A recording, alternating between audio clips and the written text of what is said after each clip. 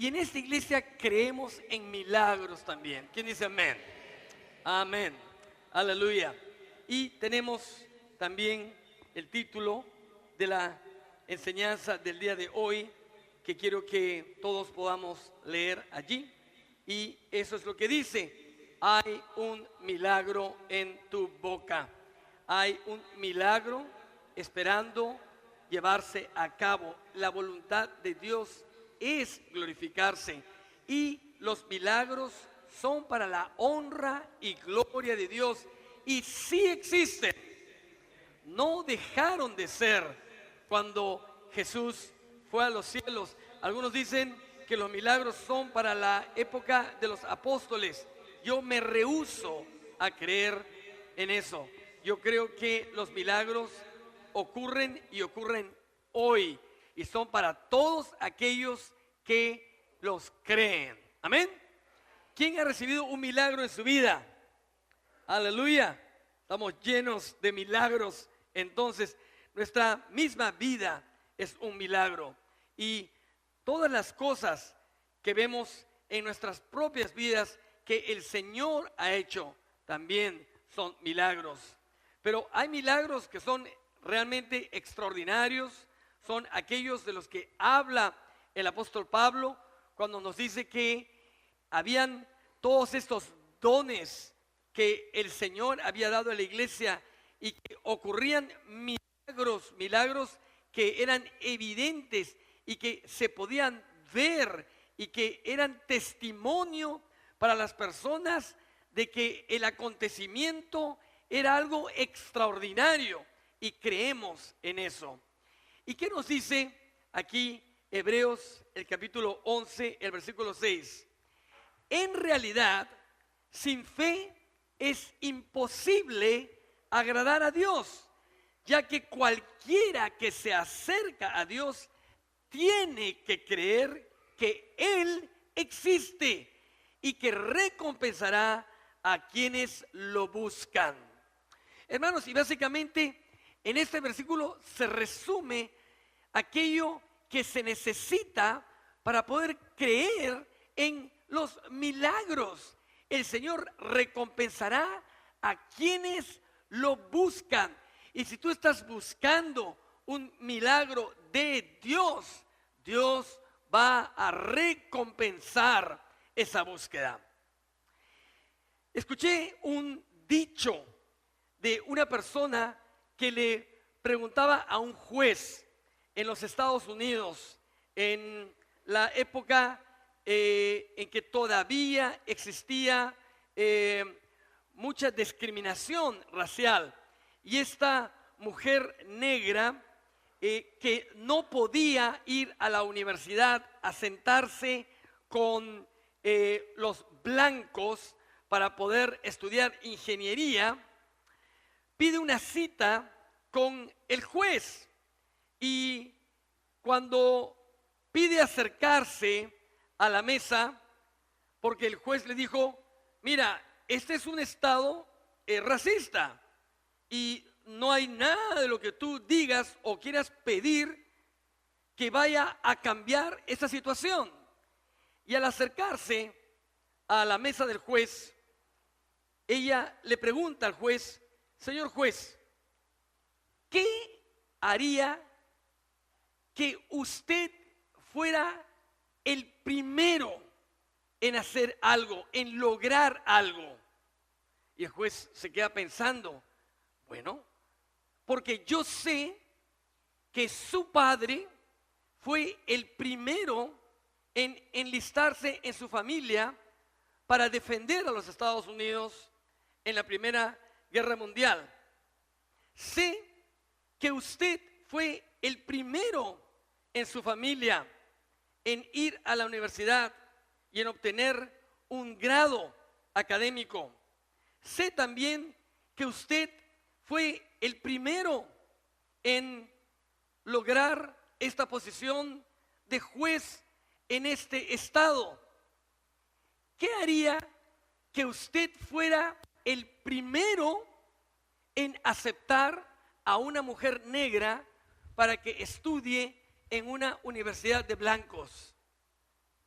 Y el juez la queda mirando a la mujer pensando, tal vez yo debería ser el primero en aceptar eso. Y acepta que esta mujer estudie en esa universidad. Muy interesante, porque alguien tiene que romper el patrón. Y así también ocurre con nuestra fe.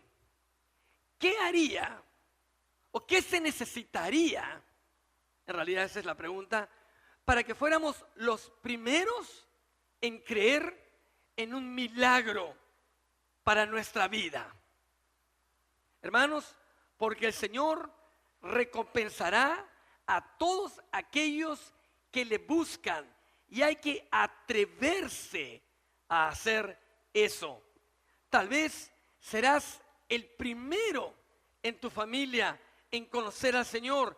Tal vez serás el primero en tu familia en hacer algo extraordinario, maravilloso. Tal vez serás el primero en tu familia en recibir, en ver un milagro, algo evidente, algo extraordinario, transformador de Dios para tu vida.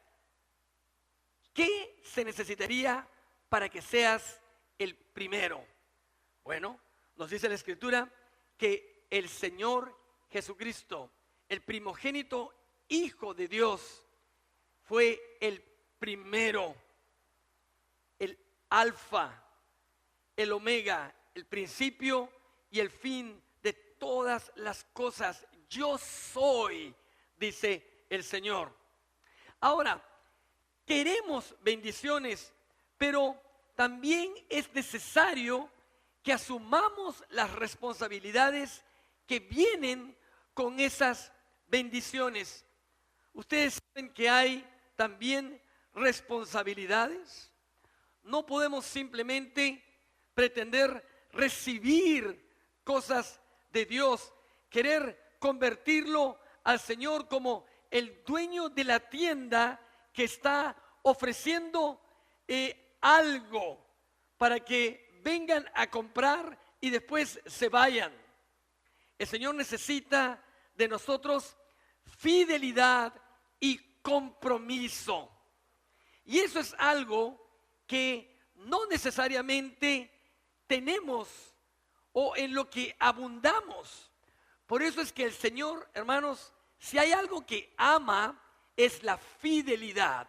Vamos a ver esta palabra muchas veces en la Escritura, y el Señor se lo reclamaba permanentemente al pueblo de Israel. ¿Por qué? Porque lo que ocurre es que siempre estamos poniendo excusas, y no debemos poner excusas. Y el Señor Jesucristo, a lo largo de su ministerio, vemos en los evangelios cómo Él encuentra a muchas personas necesitadas, como tú y como yo, tal vez el día de hoy. ¿Quién no necesita un milagro del Señor? ¿Quién no necesita que Dios haga algo extraordinario hoy día? No mañana, hoy día en su vida. Yo necesito algo en mi vida hoy, algo extraordinario, algo poderoso, y asumo la responsabilidad de aquello que estoy pretendiendo, que estoy necesitando. Asumo el compromiso de la fidelidad, asumo el compromiso de tener que permanecer en el Señor, seguir sus pasos, conocerlo más profundamente. Pero tenemos excusas. Jesús vio, como dije, esto muchas veces. Tenemos un ejemplo que nuestro hermano Luis Fernando compartió el miércoles aquí en el día de la oración congregacional, y él usó este pasaje del que yo he hablado antes, de Juan capítulo 5 versículos 7 y 8, en cuanto, ¿se acuerdan?, a este paralítico en el pozo de Bethesda. Y el Señor está viendo a este paralítico que dice que llevaba años allí enfermo, y que la costumbre era que todos estos hombres enfermos, porque cómo nos pega la enfermedad, ¿verdad? Y cuando hablamos de milagros, es imposible no pensar en aquellos milagros que requerimos que nos sane el Señor. Y este hombre, como muchos otros, estaban allí enfermos. Dice que bajaba un ángel de vez en cuando y movía las aguas y entraban a las aguas de este pozo y eran sanados. Y ustedes se imaginan el tumulto que ocurría en ese lugar. Y dice que el Señor estaba viendo eso. Ahora es muy interesante porque nos dice también la palabra que el Señor fue sanando enfermos. De hecho, mandó decirle con sus discípulos a Juan el Bautista que el reino de los cielos se había acercado. Y la prueba de que esto había acontecido era de que los ciegos veían, que los cojos andaban, que los sordos oían. Hermanos, que estaban ocurriendo milagros de Dios. Estos regalos del Señor de amor a los hombres. Regalos de Dios que necesitamos hoy en nuestras vidas. Sin embargo, dice que el Señor estaba allí observando. Tal vez el Señor no podría haber ido donde todos esos hombres que estaban en el pozo, mujeres seguro también, y haberlos sanado. Pero todos ellos estaban poniendo su mirada en otra cosa. No en el Señor, sino en este pozo, ¿verdad? Entonces ve a este paralítico y le respondió el enfermo: Señor, no tengo quien me meta en el estanque cuando se agita el agua. Y entre tanto que yo trato de ir, desciende otro antes que yo. Interesante esto, ¿verdad? Porque se nota que esto era cierto. Este hombre era paralítico, no tenía la más mínima oportunidad de poder entrar al estanque para ser sanado. Pero ¿cuántas veces tenemos excusas de este tipo? Nunca yo me había puesto a observar este pasaje en esta manera. Siempre pensé, pobre paralítico, en realidad no tenía la más mínima oportunidad. Y el Señor tuvo misericordia de él y fue y lo sanó. Pero yo creo que lo que había en este hombre era una excusa, en realidad.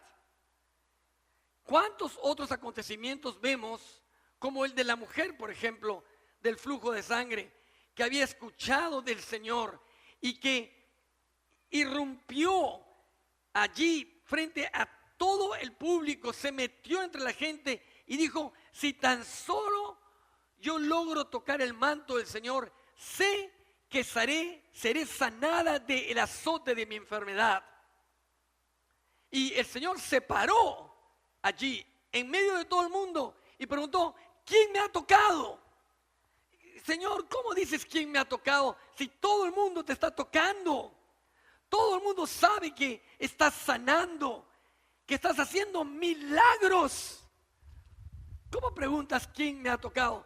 No, dice el Señor, yo he sentido que poder ha salido de mí. El Señor sentía esto cuando ocurría algo.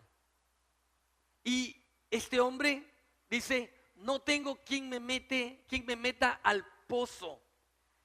¿A quién vamos a acudir? ¿Cuál es el primer pensamiento que nos viene a nosotros cuando tenemos o sufrimos un acontecimiento que es difícil de digerir, que humanamente hablando muchas veces no tiene solución inclusive? Pensamos en cosas secundarias, pero no vamos a lo más primario, a lo más excelente, que es al Señor. Por eso el Señor no le respondió al inválido: mira, te voy a ayudar a entrar al pozo. Vamos a esperar que se agite el agua y vamos a ir a entrar al pozo. Sino que el Señor directamente le dice, levántate, toma tu lecho y anda. Prácticamente lo que el Señor dice es, no pongas más excusas. Aquí está tu sanador, quien te sana. Dice que el hombre en el instante fue sanado. Y esas son las cosas que hacía el Señor. Pero ¿saben qué cosa, hermanos míos? Tenemos pruebas. ¿Quién puede estar pasando por una prueba en este momento de su vida? Levante su mano. Ok, bueno, casi toda la iglesia, ¿verdad? Bueno, porque, hermanos, las pruebas nos confrontan con nuestra fe. Las pruebas son para los creyentes. Por eso es que todos han levantado sus manos, porque todos somos creyentes, gloria a Dios. Si alguien no lo es, lo invito a que venga a conocer a su Creador. Las pruebas son para los creyentes, las tribulaciones para los incrédulos. Si usted es un creyente, usted no puede usar la palabra estoy atribulado, desesperado, sin esperanza. Pero si usted es un creyente, usted puede estar pasando por una prueba para que Dios haga de usted algo mucho más especial. Hermano, y este pasaje de Santiago siempre alimenta nuestra alma. Hermanos míos, ustedes deben tenerse por muy dichosos cuando se vean sometidos a pruebas de toda clase. Pues ya saben que cuando su fe es puesta a prueba, ustedes aprenden a soportar con fortaleza el sufrimiento. Aprenden a soportar con fortaleza el sufrimiento. Procuren que esa fortaleza los lleve a la perfección, a la madurez plena, sin que les falte nada. Qué interesante esto. Hermanos míos, ustedes deben sentirse dichosos de estar pasando por esa prueba, porque esa prueba los lleva al fortalecimiento en el Señor. Para eso son las pruebas. Hermanos, el Señor nos pule. Y cuando las vivimos, entonces muchas veces nos hacemos la pregunta, ¿por qué a mí? Cuando en realidad conocemos la respuesta, es para hacerme un mejor hijo, una mejor hija de Dios. El niño, porque es niño y es inmaduro, hace cosas típicas de su inmadurez, ¿verdad? Y no quiere eso, no lo soporta. Quiere lo que realmente le gusta, quiere lo mejor y la diversión. Por eso dice que los niños deben vivir felices y divirtiéndose. Pero cuando vamos creciendo y vamos enfrentando cada golpe de la vida y lo hacemos en Cristo, vamos fortaleciendo nuestra fe. Ahora piense por un momento, ¿qué esperanza tiene aquel que no conoce a Dios y sufre los embates naturales de este mundo? ¿En qué se convierte? En un amargado, en una persona sin esperanza, que no tiene absolutamente nada y nadie en quien confiar. Pero nosotros tenemos al Señor, quien nos llena de gozo, quien nos da esperanza, quien, hermanos, nos ayuda en cada momento. Por eso claramente dice la Escritura que nada te robe el gozo, que nada te robe el gozo. Aún frente a las pruebas, cualquiera sea esta prueba, hermanos, no voy a poner a preguntar cuál es tu prueba. Yo sé qué pruebas estoy viviendo hoy en mi vida y tú estás viviendo tus pruebas también, seguro en silencio, cargándolas como un peso fuerte allí, pero tu esperanza, mi esperanza está puesta en el Señor. Y yo sé que, como hemos cantado hace un rato, Él es quien mueve las montañas, hermanos míos. Él es quien rompe las cadenas, quien quiebra los candados, va delante nuestro, dice el Señor. A Él le ha placido darnos el reino. Entonces, tenemos que creer, tenemos que ser fieles, tenemos que tener esperanza, confiar en el Señor. Él es quien nos está observando, como observaba al paralítico en Betesda. Él es quien se acerca a nosotros y nos dice: levántate, toma tu lecho y anda. El Señor está observando. No pienses ni por un instante que Él se ha olvidado de ti. Uno de los más grandes engaños del Satanás es hacerte creer que al Señor no le importa y que Él simplemente te está dejando allí sufriendo porque, bueno, pues es lo que Él hace. Él no hace eso.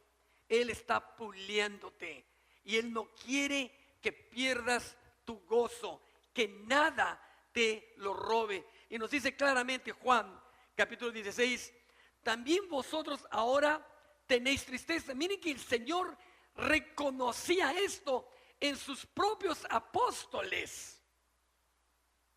También vosotros ahora tenéis tristeza, pero os volveré a ver y se gozará vuestro corazón y nadie, nada os quitará vuestro gozo.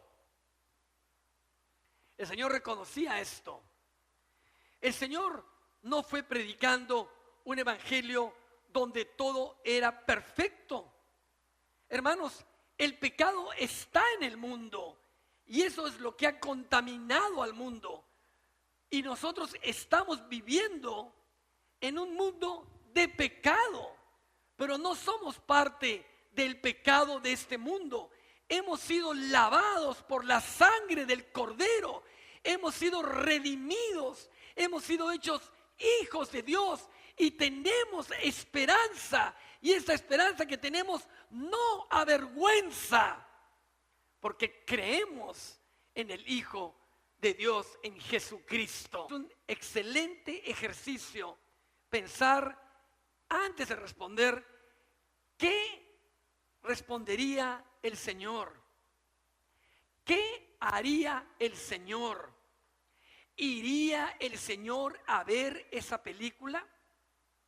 Si estoy viendo esa película y el Señor estuviera sentado a mi lado, invitado a mi casa, ¿lo invitaría a ver esa película? ¿Le pediría al Señor que haga eso? ¿Estaría cómodo el Señor sentado a mi lado viendo cómo conduzco o cómo me refiero a la persona que está conduciendo delante mío? Hagamos ese ejercicio espiritual. Es muy bueno porque de repente nos enfrentamos con nosotros mismos, con quienes realmente somos. Y si de verdad el fruto del Espíritu Santo está actuando en nuestra vida. Y si no está actuando, ¿por qué no está actuando? ¿Cómo está caminando nuestra comunión con Dios? Hay un tremendo poder en la palabra yo soy. ¿Ok? Ahora, ¿qué cosa eres tú? Yo soy un renegado. Yo soy un impaciente. Yo soy un desconfiado. Yo soy un perfeccionista empedernido. Yo soy una persona que no se decide. Yo soy una persona temerosa. Yo soy una persona que no soporta que lo corrijan. Vamos a hacer todo aquello que le sumemos a esa palabra o a esas dos palabras, yo soy. Pero podemos cambiar todo eso también, sin mentir, poniendo todo nuestro esfuerzo y confiando en el Señor para ser quien Él quiere que nosotros seamos. Porque si realmente hemos venido a Cristo, hermanos míos, y el Señor es el que está llenando nuestra vida y transformándonos, porque de eso se trata, haber sido salvados y haber entrado en este proceso regenerativo, ¿verdad? Y habernos convertido en un hijo, en una hija de Dios, en ser una nueva criatura. ¿Qué le vamos a añadir a esa palabra? Miren lo que dice Efesios capítulo 2, versículo 10. Esto es lo que somos, hechura suya, creados en Cristo Jesús para buenas obras, las cuales Dios preparó de antemano para que anduviésemos en ellas. Yo voy a decir, porque yo, Richard, soy hechura del Señor, creado en Cristo para buenas obras, las cuales Dios preparó de antemano para que yo ande en ellas. Ahora póngale usted su nombre, hágalo en voz alta, vamos, a la cuenta de 3. 1, 2, 3, hágalo en voz alta.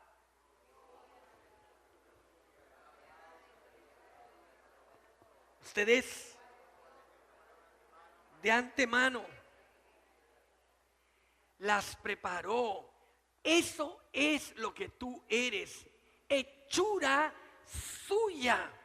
No eres hechura del diablo. El diablo se metió en el camino para tratar de destruir la obra de Dios. A eso ha venido, a matar, a robar y a destruir. Él es un asesino, él es un ladrón, pero sobre todo es un mentiroso. Pero el Señor dice, no, tú eres hechura mía. Yo soy quien te creó, eres hechura mía. Hermanos, por lo tanto, activemos la fe y no el temor, ¿verdad? ¿Por qué? Porque el temor que me espantaba me ha venido y me ha acontecido lo que yo más temía. ¿Cuál es aquella cosa a lo que más tú le temes? ¿Cuál es? Mira, en este momento están pasando 1000 cosas por tu mente. Estoy seguro. Si yo te pregunto nuevamente, ¿cuál es aquella cosa a lo que más tú le temes? La respuesta en realidad es a la muerte.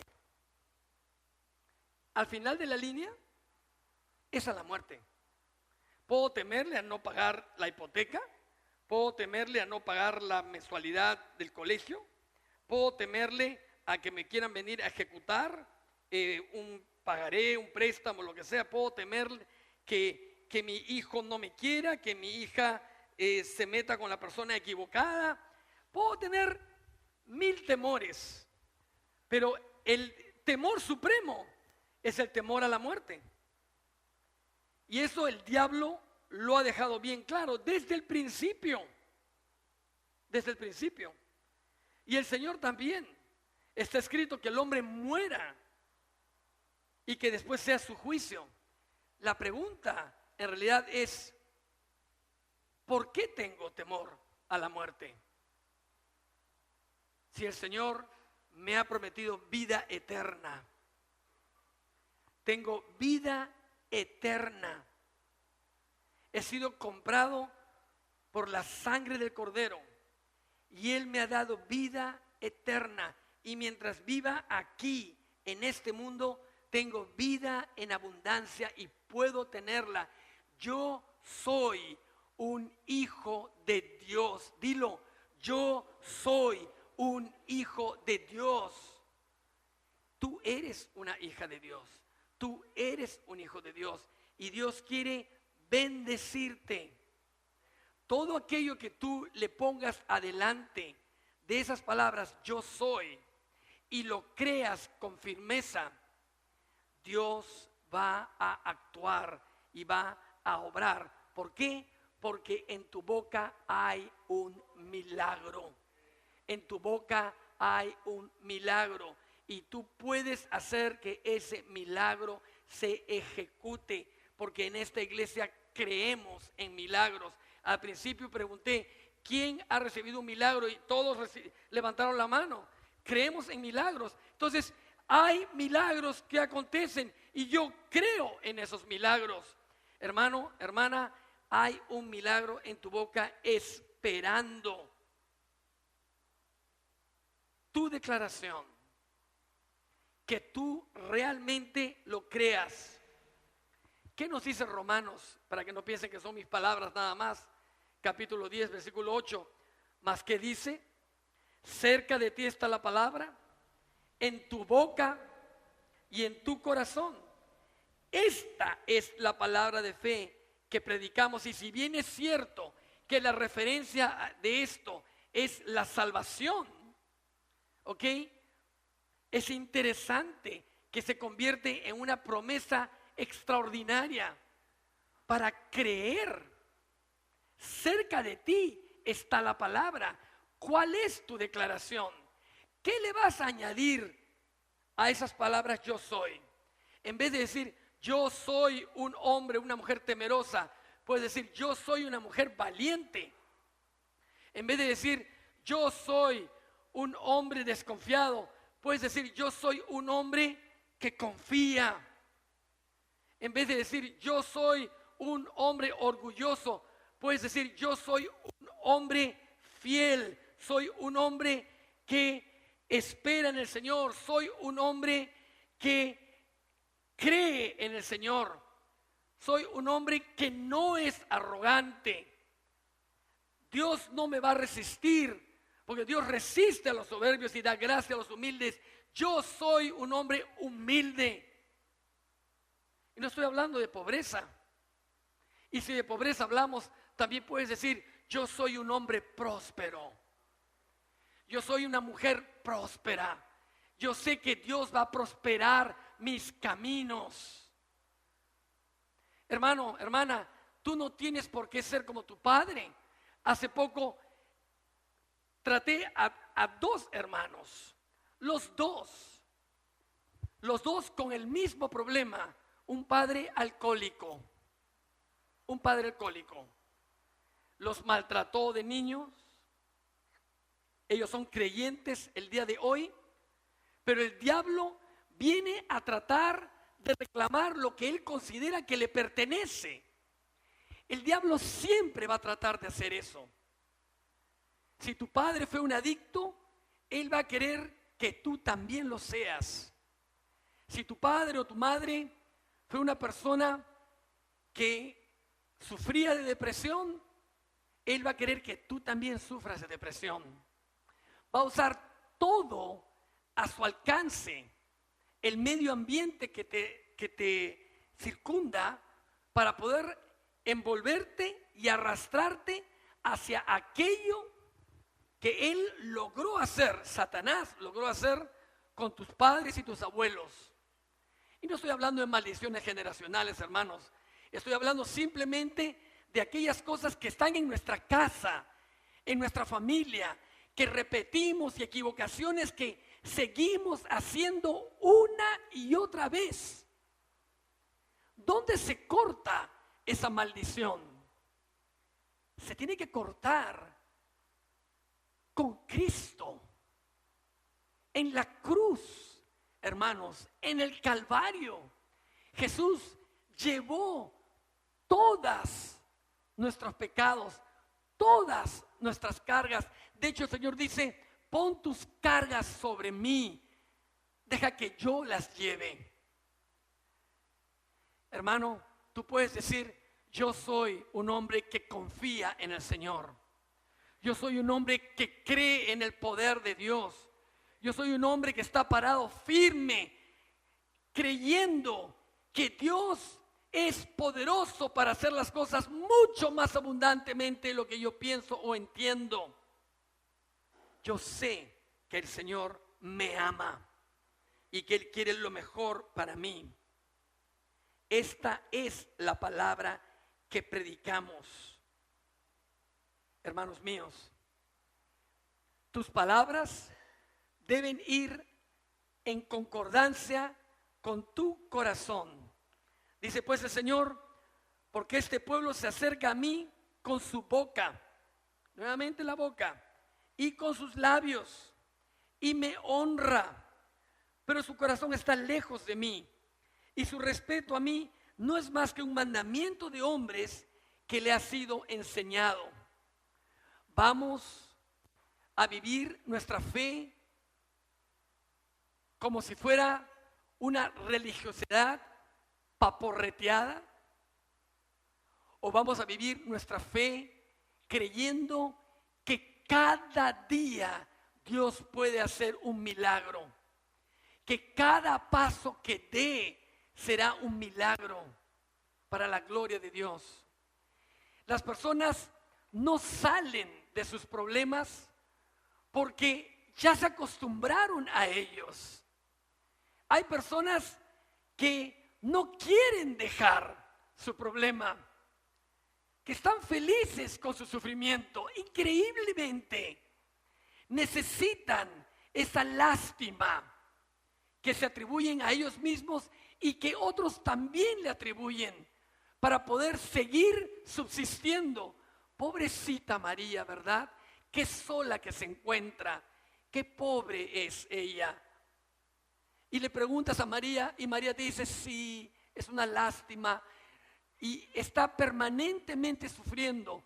Hoy día me duele la cabeza, mañana me duele la espalda, pasado tengo gripe, después tuve neumonía, después me duelen las rodillas, después me duele la cabeza, no puedo salir de esa situación. Vivo en constante apremio, como si no fuera el Señor, el Rey del universo, el que me sana y el que me prospera y el que me hace libre y el que me hace nuevo y el que va delante de mí.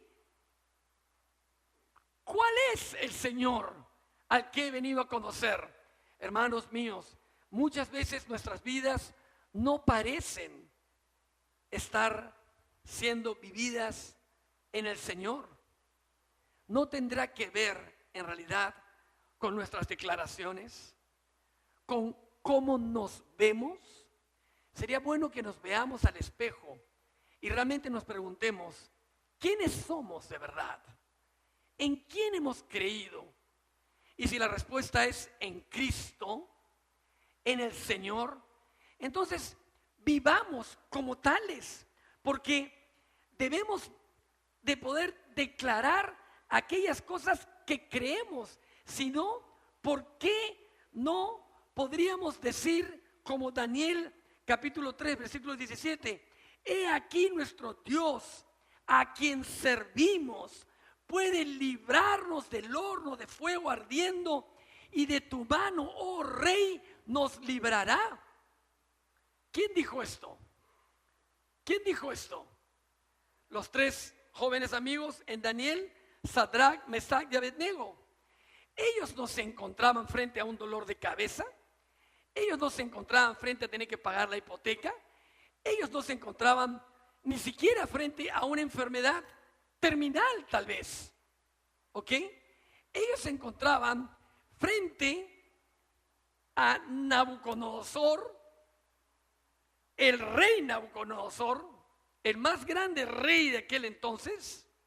¿Ok? Y él había mandado que ese horno ardiera 7 veces más.